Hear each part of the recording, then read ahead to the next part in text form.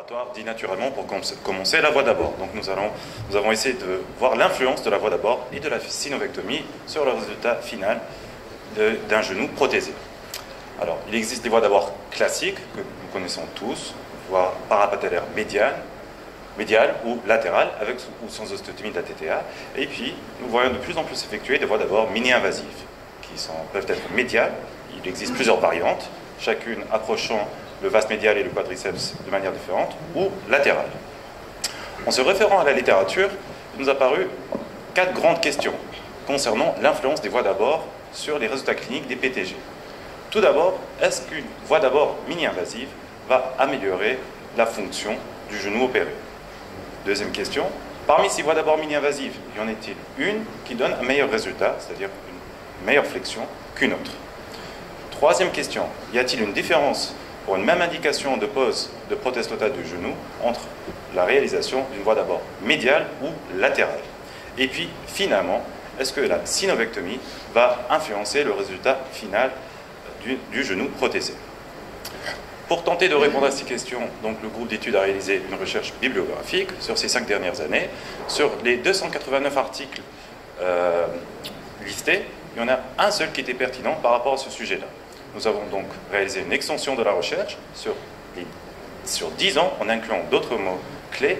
Et là, nous avons pu retrouver 27 références bibliographiques pertinentes, 23 concernant l'étude des voies d'abord et 4 sur la synovectomie. Voici la liste des 23 articles étudiant la voie d'abord, 4 sur la synovectomie.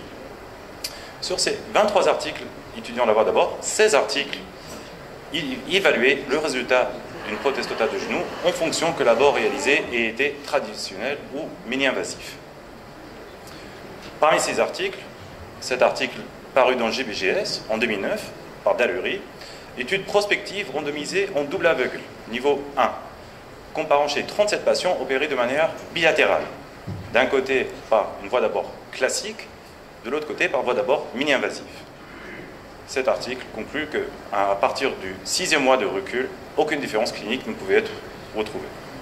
Autre article publié en 2015, une méta-analyse, 6 essais randomisés, donc sur une période entre 1996 et 2014, regroupant 414 patients, 451 genoux, aucune différence clinique ni radiologique retrouvée à 1 an de recul. Pour la deuxième question, y a-t-il une différence parmi les différents abords mini-invasifs? 4 articles ont été retrouvés comparant ces différents abords mini-invasifs. Une étude de Costa, publiée en 2013, donc une revue de la littérature, évaluant 23 études de niveau 1 et 2, comparant les voies d'abord mini-invasives entre elles. Et on ressort de ces études, que les voies d'abord mini-invasives latérales donnaient plus de complications et que les voies d'abord médiales mid-vastus donnaient la meilleure récupération précoce, post-opératoire. Mais au-delà du 6e mois, aucune différence clinique n'a été retrouvée. Autre étude publiée en 2010, une étude de niveau 1, comparant 2 groupes d'effectifs comparables. Premier groupe opéré une voie d'abord médiale parapatellaire, mini-invasive, et deuxième groupe, une voie d'abord médiale mid-vastus.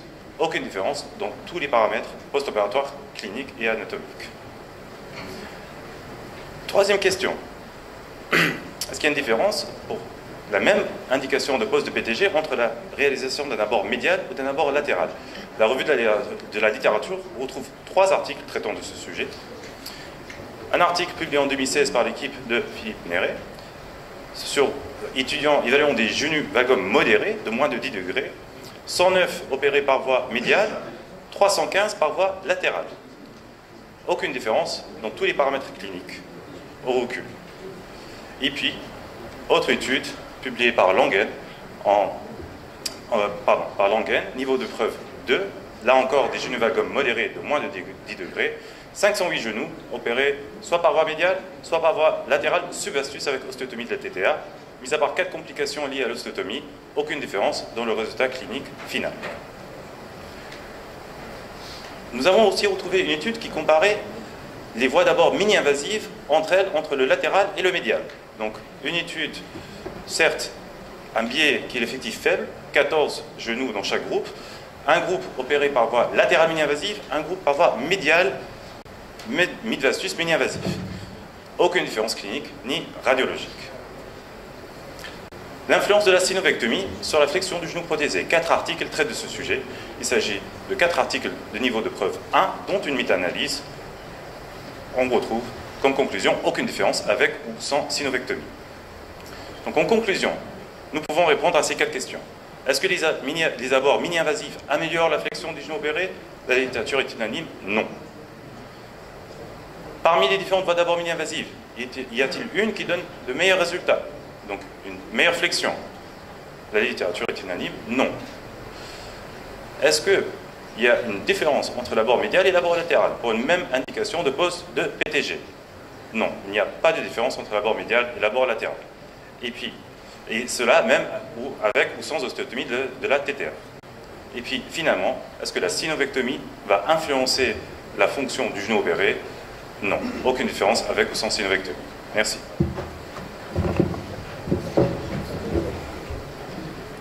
On m'a confié la partie influence de la symétrisation des espaces. En effet, comme vous le savez tous, la symétrisation des espaces dépend de 4 facteurs. Tout d'abord de la balance ligamentaire de l'espace fémorotibial, de la conservation ou de l'excision du ligament croisé postérieur, de la rotation de la pièce fémorale, mais aussi de la pente tibiale. Notre première question, est-ce que la rotation fémorale influence la flexion? Et là, notre problématique aux questions de recherche était, la rotation fémorale a-t-elle une influence sur la flexion obtenue? Nous avons choisi donc à suivre le même plan et notre équation de recherche a abouti à 6 articles. Et la lecture de ces 6 articles, aucune étude ne traite l'influence de la rotation fémorale sur la flexion des prothèses totales des genoux.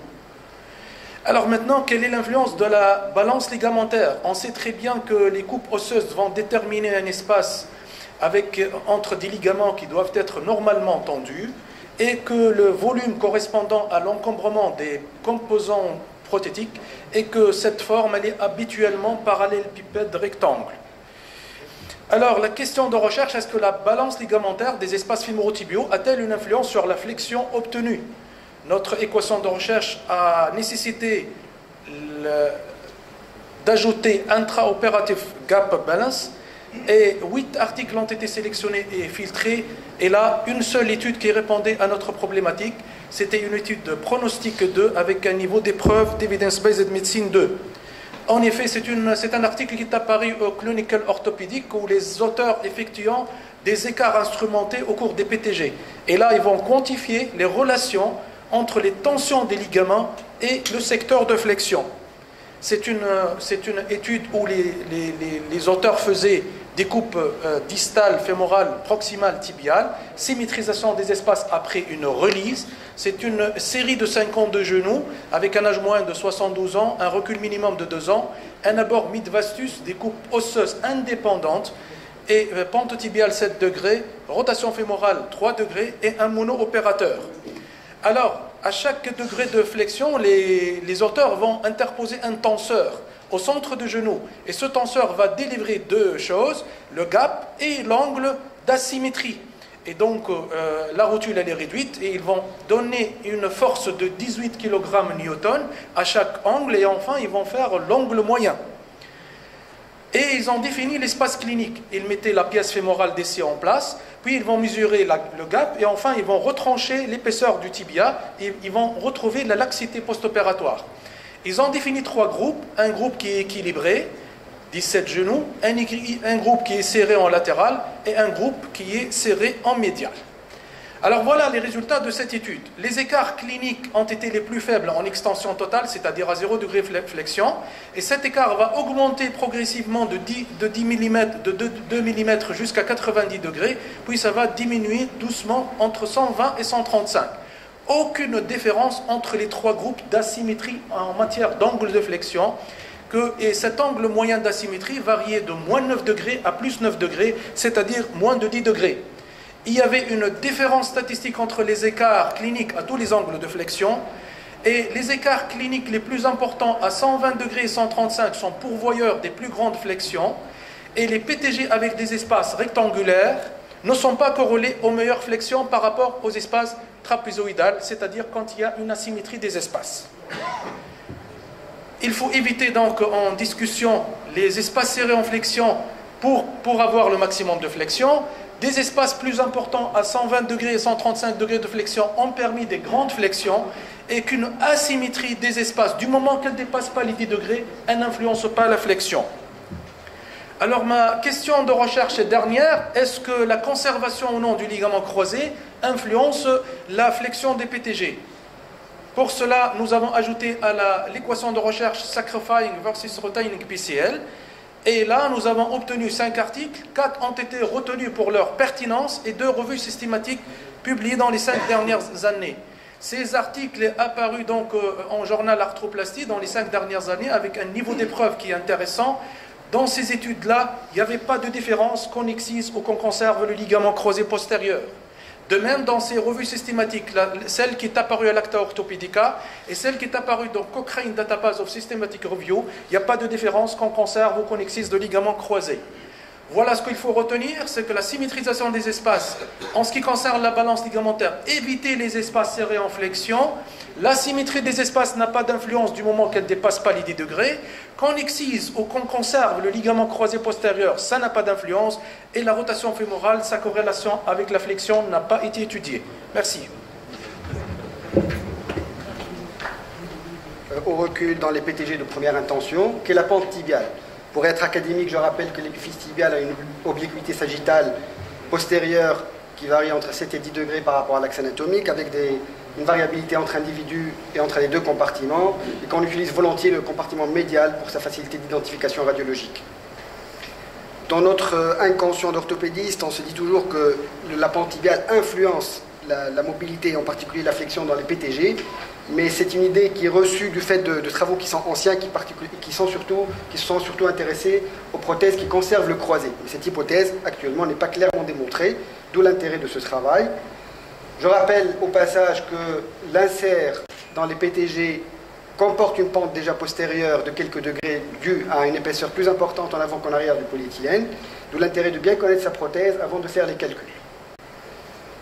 Donc la problématique posée, quelle est l'influence de la pente tibiale sur le résultat en flexion des PTG, et particulièrement on s'est intéressé aux PTG postéro-stabilisés qui sont les plus fréquentes sous nos cieux. Même méthodologie, donc revue de la littérature à travers PubMed sur les 5 dernières années. Les articles les plus anciens se sont attaqués à des modélisations informatiques ou à des simulations sur cadavres. Peu d'études in vivo de niveau élevé ont parlé du rapport pente tibiale flexion au recul. Et durant ces 5 dernières années, la majorité se sont intéressées aux prothèses conservant le croisé, beaucoup moins parler des prothèses postéro-stabilisées. Je vous donne le récapitulatif des 5 articles utilisés dans ce travail. Le premier, paru en 2010, il s'agit d'une étude prospective à propos de 410 genoux et qui ne trouvait pas de relation entre la pente tibiale et la flexion dans les PTG postéro-stabilisés. Plus récemment, en 2012, 2 articles qui sont des études de cohorte. Le premier ne trouvait pas de corrélation. Le second, étude pareille de cohorte level 3, avec un recul de 112 mois, trouvait une corrélation, mais qui reste faible, avec une augmentation de 1,8 degré de flexion pour chaque degré de pente supplémentaire. Cet article souligne que la stabilité n'est pas affectée tant que la pente reste inférieure à 10 degrés. Ceci dit, ces 2 articles, même s'ils ne sont pas concordants, restent des articles d'études rétrospectives, level 3, où il est impossible d'éliminer tous les autres facteurs qui peuvent influencer la flexion post-opératoire. Je vous cite cet article qui est intéressant, paru en 2014, c'est une étude australienne, et c'est le seul qui parlait uniquement des prothèses à plateau mobile, avec un recul minimum de 10 ans. C'est une étude rétrospective à propos de 83 genoux. La corrélation existe, certes, sur les graphiques, mais c'est une corrélation très faible.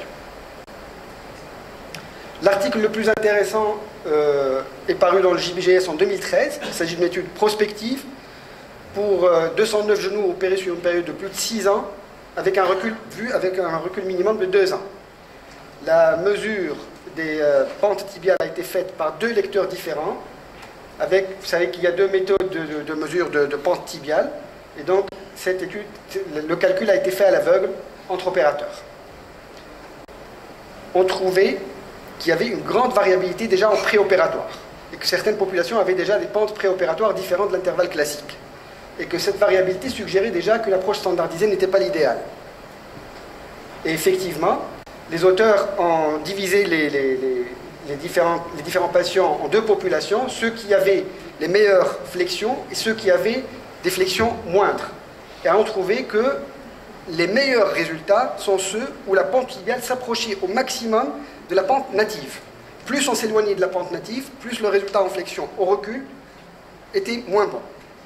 Et donc, les auteurs suggèrent que la restauration de la pente tibiale native donne le meilleur résultat au recul en termes de flexion maximale, avec une limite péjorative qui est sortie de cet article, qui est une différence de 2 degrés par rapport à la pente native. Ceci, bien sûr, suggère l'utilisation de la navigation pour le calcul de la pente tibiale et un calcul préopératoire. Donc, en conclusion, le choix d'une pente tibiale systématique orthogonale reste défendable. La pente tibiale, où on essaie de la restituer et de conserver la pente native, donne le meilleur résultat en utilisant la navigation avec un calcul préopératoire. Au passage, attention, lorsqu'on augmente la pente tibiale, au risque de coupe plano-oblique ou qui nous fait le plus souvent partir en varant. Merci. De l'interligne, ce qui est admis que parmi les points du cahier de charge de toute prothèse totale du genou est la restauration du niveau de l'interligne native de l'articulation fémoro-tibiale. Ceci aura comme conséquence directe de redonner à la patella sa hauteur normale et la restitution d'un bon équilibrage ligamentaire. Le but de notre recherche bibliographique est de mettre en évidence une éventuelle corrélation entre la hauteur de l'interligne et la flexion post-prothèse totale du genou. Mais avant tout, mettons-nous tous d'accord sur la méthode de mesure de l'interligne. D'après les écrits, les points de repère les plus fiables sont l'axe épicondylien, le sommet de la tête du péroné et le bord supérieur de la tuberosité tibiale antérieure, ce qu'on appelle la méthode de Fidji. Une étude parue à l'Acta Orthopedica en 2014, comparant les 3 méthodes par une équipe allemande, trouve que la méthode transépicondylienne est la plus fiable et la plus reproductible. En procédant à une recherche bibliographique sur PubMed avec les termes mèches, nous n'avons pas trouvé les termes qu'on cherchait, ni des publications pour notre sujet précis. Nous avons procédé alors à une recherche manuelle en employant les termes convoités. Malgré cela, très peu d'articles analysaient précisément cette corrélation avec un seul travail durant les 5 dernières années. Il est à signaler que les études de biomécanique et de modélisation in vitro, les plus récentes traitant ce sujet, apportent des informations très intéressantes où l'élévation de l'interligne provoque la mise en tension des ligaments collatéraux, une pseudo-patella becha avec diminution de la flexion, mais améliore la stabilité. Les conséquences inverses sont provoquées par l'abaissement de l'interligne. La limite de 5 mm a été fixée comme entraîner des conséquences significatives.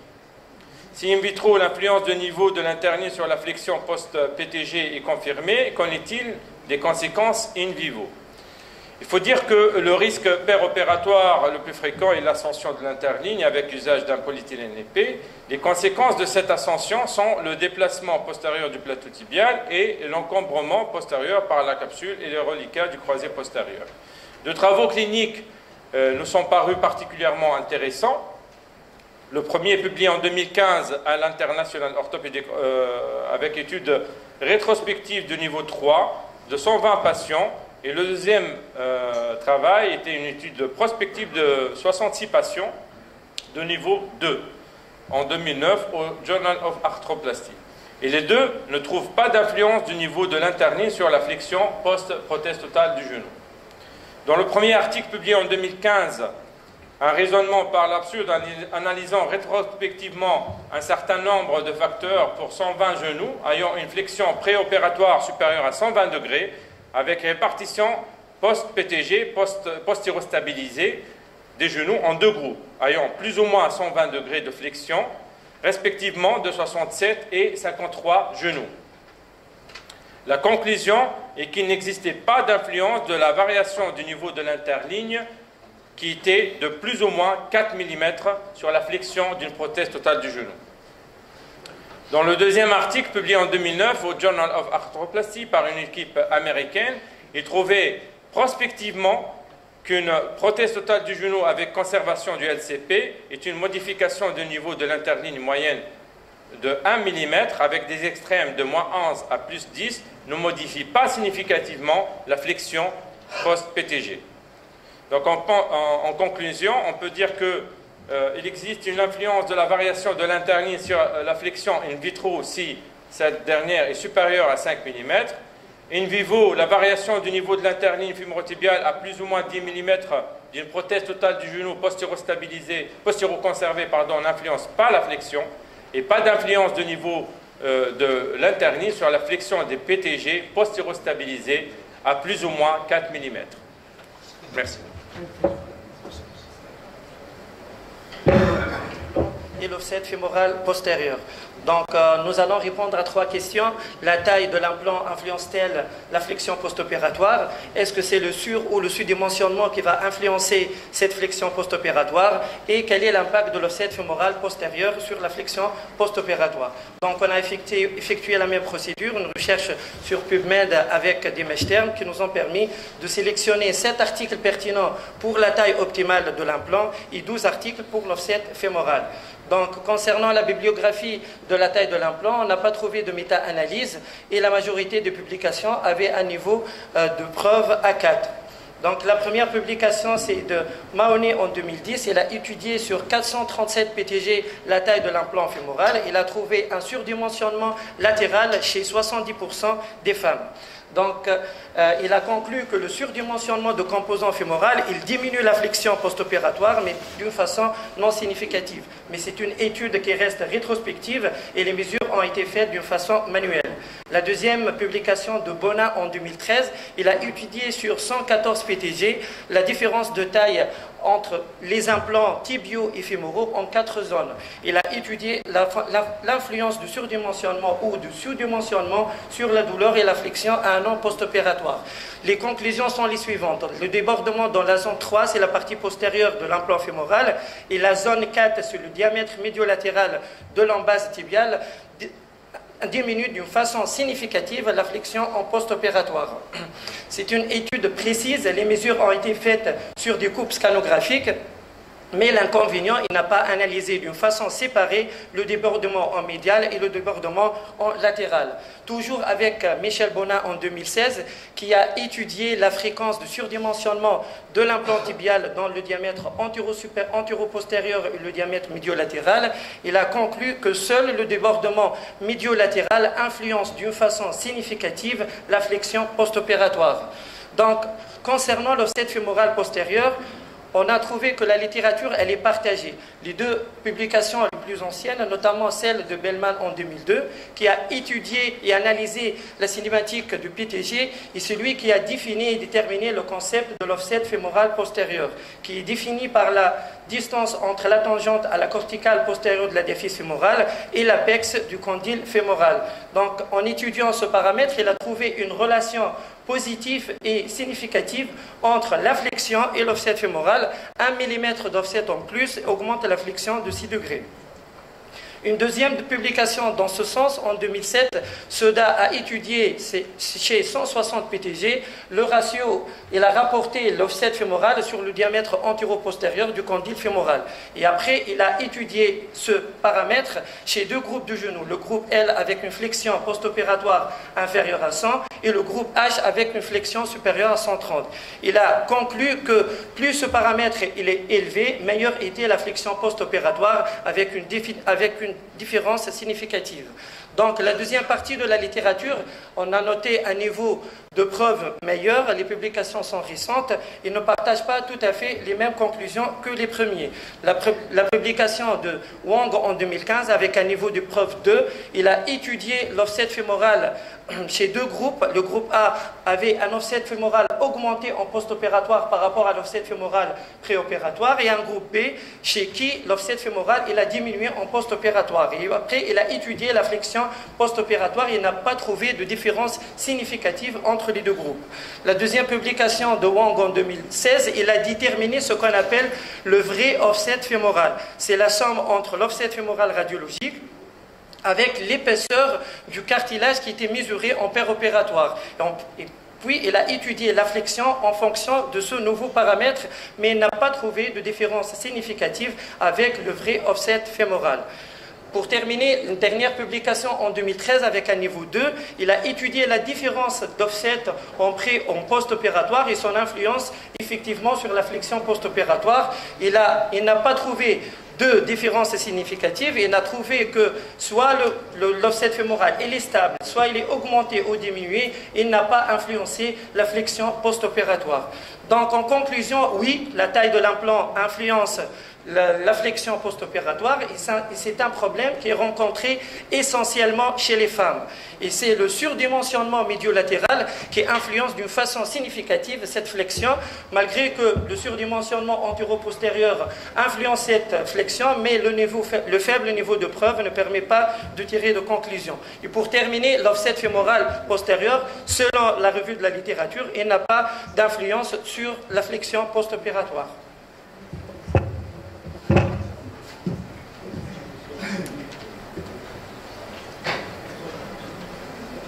Nous allons voir ensemble l'influence de l'encombrement fémoro-patellaire antérieur sur la flexion après l'arthroplastie totale du genou.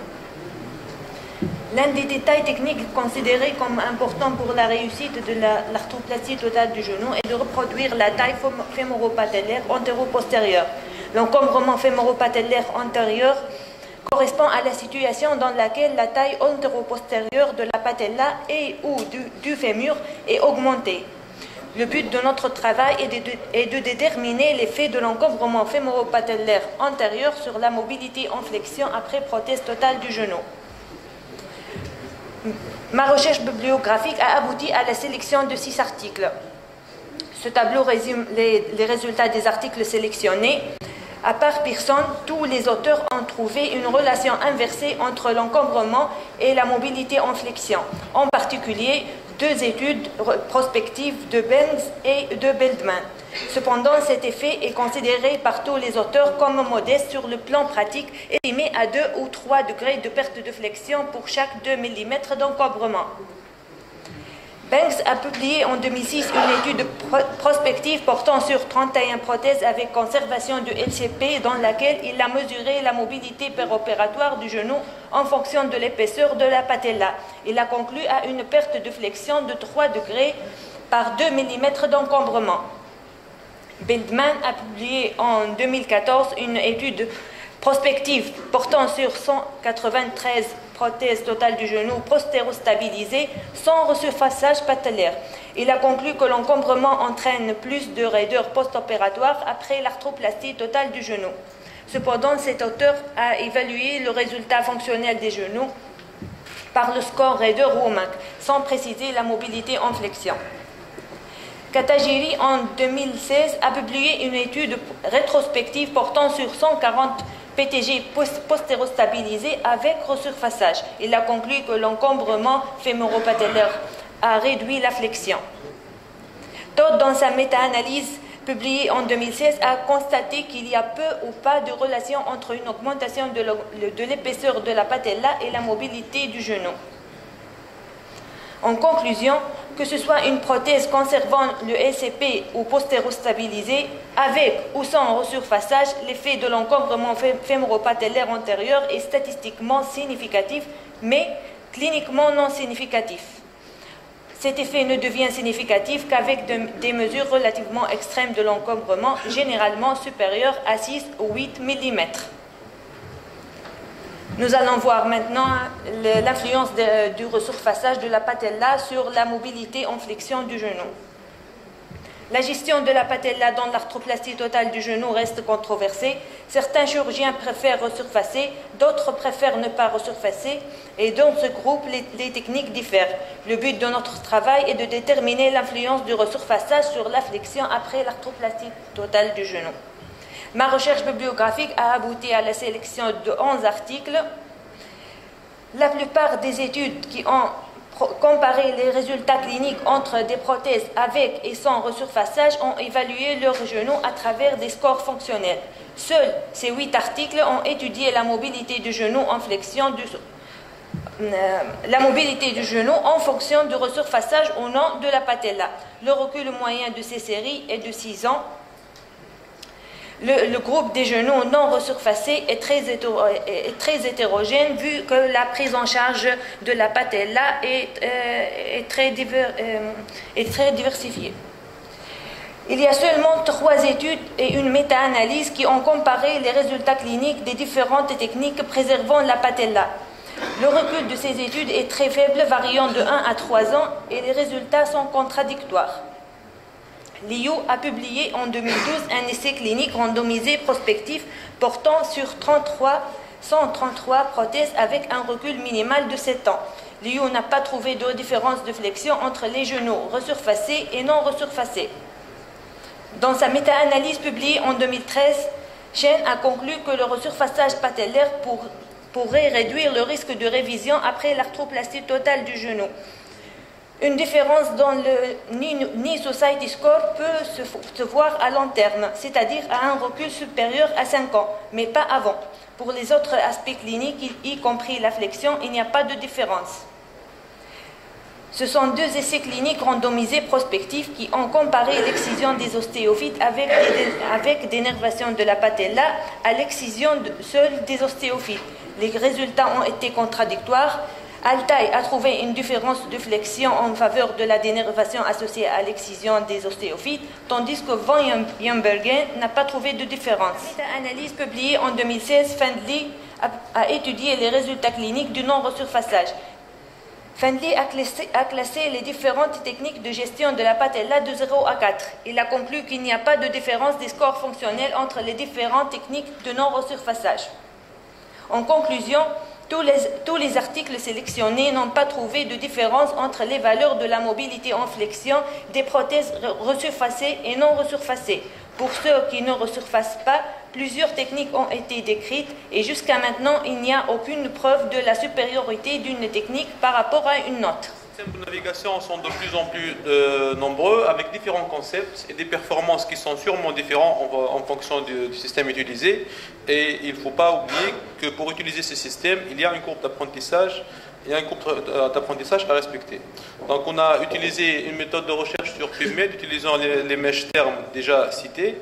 Et s'il y a une évidence à partir de cette recherche, c'est que la navigation a amélioré d'une façon significative le positionnement des implants et la restitution de l'axe post-opératoire. Ça, c'est une évidence.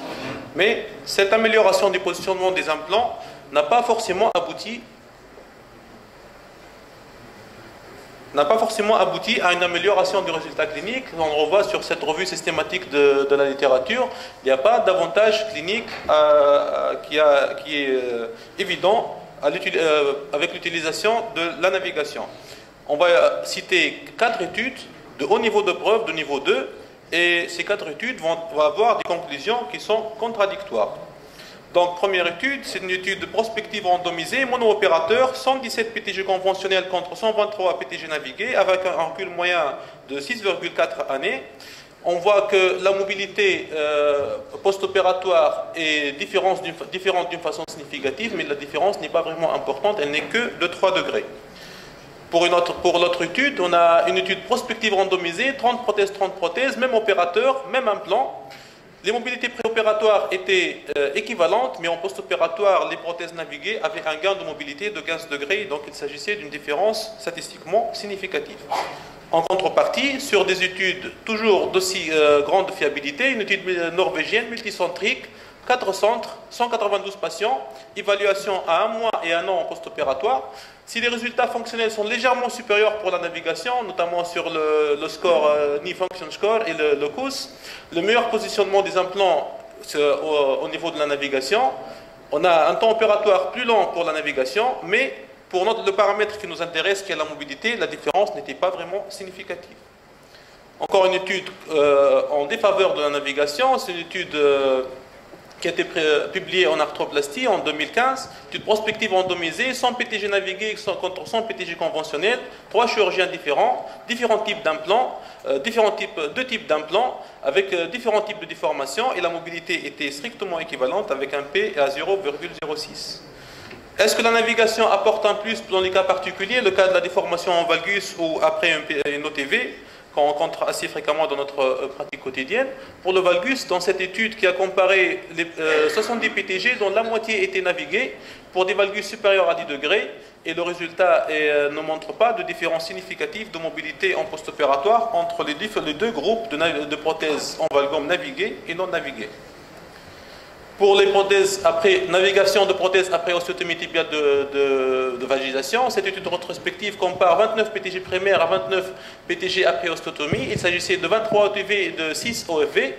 Donc la mobilité du groupe ostéotomie était de 115 degrés, le groupe contrôle était de 118, donc il s'agissait de mobilité équivalente. Mais quand on se rappelle qu'une OTV fait perdre 10 degrés de mobilité en flexion, on peut se dire que la navigation a apporté quelque chose quand même. Donc en conclusion, la navigation améliore le positionnement des implants et l'axe post-opératoire, mais l'influence sur la mobilité post-opératoire n'est pas évidente. Merci Yanis. Donc on a vu au début les facteurs patients, deuxièmement les facteurs techniques. Maintenant on va voir les facteurs implants, et pour cela j'invite mon ami Khalid Zidouna pour nous parler. Donc plateau fixe, plateau mobile, y a-t-il une différence? Merci. Donc les plateaux mobiles ont été conçus dans le but de restituer un rollback fémoral le plus anatomique et in fine avoir un gain en flexion. Donc la question que je me pose quand je rentre au bloc opératoire, que je choisis le plateau, si je choisis un plateau mobile, est-ce que je vais gagner réellement en flexion ou est-ce que c'est une hypothèse qui reste de laboratoire? Donc à partir des 289 articles, nous avons retenu 10 qui parlaient de plateau rotatoire. Et puis après un deuxième filtre, nous avons retenu 3 après avoir éliminé les articles, les papiers de bas niveau de preuve et où la flexion n'était pas étudiée. Donc premier papier, c'est celui de Minoda, publié en 2016. 41 patients, 41 plateaux fixes contre 41 plateaux rotatoires. Une preuve, niveau de preuve 2, il n'y avait pas de différence comme résultat principal. Le remarquable de cet article, c'est que la flexion était mesurée par un goniomètre manuel.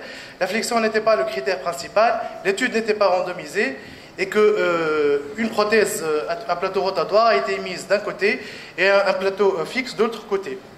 Deuxième article, celui de Bailey 2014, donc paru au Knee Surgery, 170 plateaux fixes contre 161 plateaux rotatoires.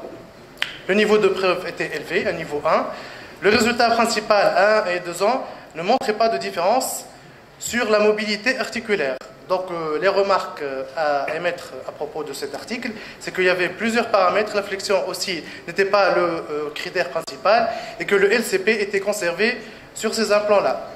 Donc troisième article qu'on va décortiquer, c'est celui de Newton, paru en 2012 au JBGS britannique, 40 plateaux fixes contre 36 plateaux rotatoires. Le niveau était élevé de preuve. Il y avait une différence en faveur des plateaux rotatoires, 107 contre 113 degrés. Les remarques qu'on peut émettre, c'est que le recul était de 1 an et qu'il y avait 3 modifications par rapport aux 2 prothèses. Et l'avantage de cette étude, c'est que c'était une flexion qui était mesurée lors d'activités quotidiennes. Donc c'est une étude comparative prospective randomisée, en double aveugle. L'hypothèse des auteurs, c'est que si les 3 modifications, plateau mobile, plateau LCP sacrifié et les condyles réflexes, à chacun pris isolément, n'ont pas pu démontrer une supériorité sur la flexion, peut-être que l'addition de ces 3 paramètres allait entraîner une amélioration de la flexion. Donc la mobilité, l'avantage de cet article, c'est que la mobilité était mesurée par un goniomètre électronique. Ça permettait de mesurer la flexion en décharge et lors d'activités quotidiennes. La fonction a été étudiée par les 2 scores de KSS et WOMAC. Donc 40 plateaux fixes contre 36 plateaux rotatoires. Les 2 groupes étaient quasiment similaires, à part pour l'amplitude articulaire à la descente d'une pente en préopératoire. Donc les résultats, sur la table d'examen, la flexion était en faveur des plateaux mobiles. Par contre, les plateaux mobiles étaient plus douloureux. Pour les activités, il n'y avait pas de différence pour le pic de flexion. Par contre, pour la mobilité, lors des activités quotidiennes, il y avait une différence en faveur et un avantage en faveur des plateaux fixes. Donc la conclusion de ces auteurs, c'est que les plateaux rotatoires à un an post-opératoire entraînaient et donnaient un gain en flexion, mais sur la table d'examen, et que cette flexion était plutôt inutile pour les activités quotidiennes, et que les plateaux rotatoires étaient plus douloureux à un an post-opératoire. Donc, ils se sont demandé si ce gain était vraiment utile pour une population européenne. Donc, en conclusion, il y a très peu d'études lors de ces 5 dernières années, et la réponse, c'est que les plateaux mobiles ne donnaient pas un gain sur la flexion.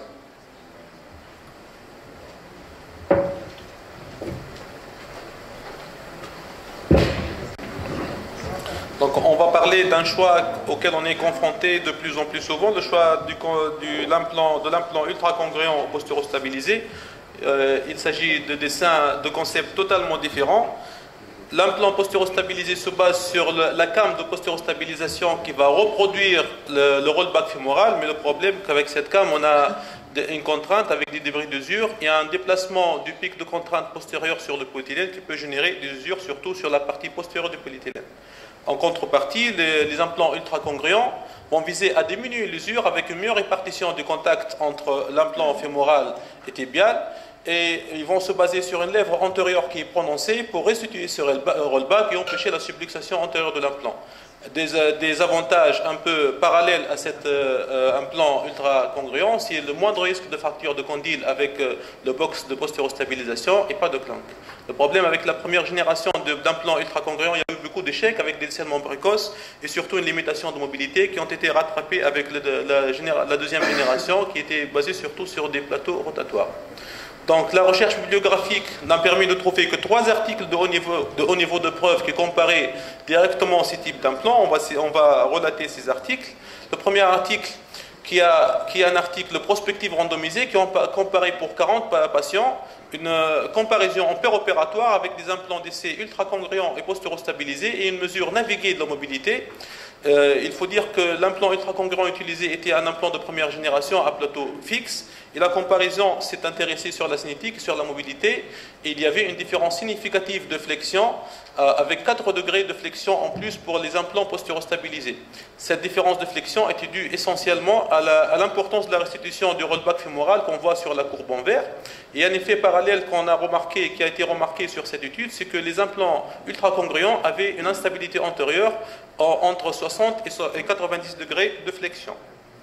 Pour une deuxième étude, toujours des études de haut niveau de preuve, prospectives randomisées, qui ont étudié la cinétique péropératoire et le résultat clinique de 45 prothèses ultra-congruentes contre 45 prothèses postérostabilisées. Il s'agit du minimum statistique requis pour cette étude. Même marque d'implant, des prothèses posées